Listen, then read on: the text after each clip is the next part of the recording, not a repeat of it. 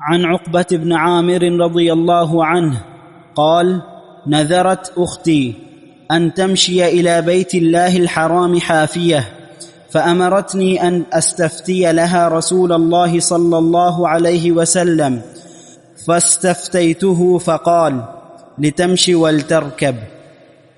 یہ چھوٹا سا قصہ ایک خاتون کا نبی علیہ السلام کے دور میں، اور یہ خاتون عقبہ بن عامر کی بہن ہے. انہوں نے نظر مانی، کیا؟ نظرت اختی، میری بہن نے نظر مانی، ان تمشی الی بیت اللہ الحرام حافیۃ، کہ مدینے سے مکہ جائے گی اللہ کے گھر میں اور ننگے پاؤں، جوتا نہیں پہنے گی، تاکہ یہ عبادت کا سفر ہے. تو کیا ہوگا؟ ننگے پاؤں جاؤں گی، کانٹے چبھیں گے، ٹھوکریں لگیں گی، پتھر چبھیں گے، درد ہوگی، اجر ملے گا. مومن کو تو پاؤں میں کانٹا چبھ جائے تو ثواب ملتا ہے. تو یہ تو اتنا بڑا سفر، اتنا طویل سفر، مسلسل تکلیفوں سے عبارت، یہ نظر مان لی. اور ایک حدیث میں انہوں نے 3 نظریں مانی تھی. پیدل جاؤں گی، سواری پر نہیں بیٹھوں گی، اور ننگے پاؤں، اور ننگے سر بھی، ننگے سر جاؤں گی. ننگے سر کیوں؟ تاکہ اللہ تعالیٰ کے سامنے اور ذلت کا اظہار ہو.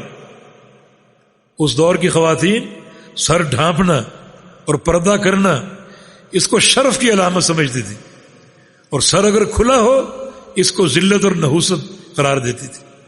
تو کہتی تھی چونکہ عبادت کا سفر، اور بندہ جس قدر اللہ کے سامنے اپنی عاجزی کا، ذلت کا اظہار کرے، اتنا وہ اللہ کے قریب ہوگا. نبی علیہ السلام کی حدیث ہے کہ جو شخص سجدے میں ہو وہ سب سے بڑھ کر اللہ کے قریب ہے.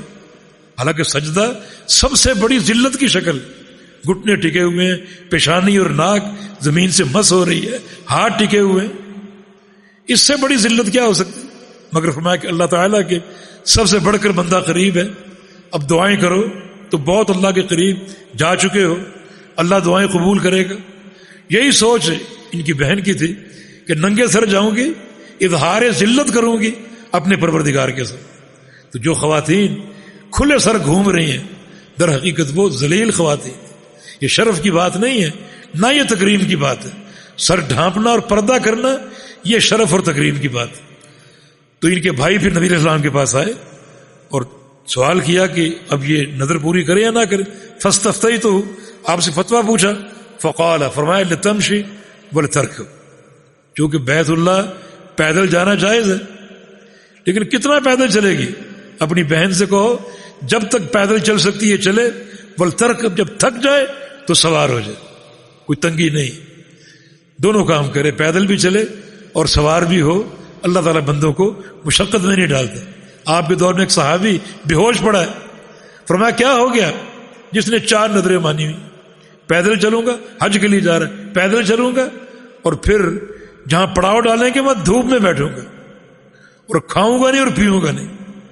اب کتنا وہ برداشت کرتا؟ تپتے صحراؤں کا سفر، کتنا وہ دھوپ برداشت کرتا، کتنا پیدل چلتا، کتنا فاقہ برداشت کرتا، پیاس برداشت کرتا. آخر بے ہوش ہو کر گر گیا. میں اس کو ہوش میں لاؤ اور اس سے کہو تم نے جو نظر مانی ہے اللہ اس سے ناراض ہے، پسند اور ناپسند تمہاری نہیں ہے، اللہ کی.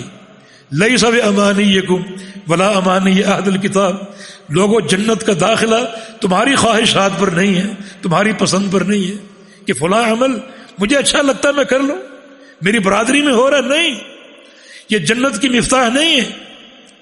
جنت اگر پانی ہے تو اللہ کی پسند کیا ہے اور اللہ کے رسول کی پسند کیا ہے، اللہ کی شریعت کیا ہے اور اللہ کے رسول کی شریعت کیا ہے، یہ تم کو دیکھنا پڑے گا.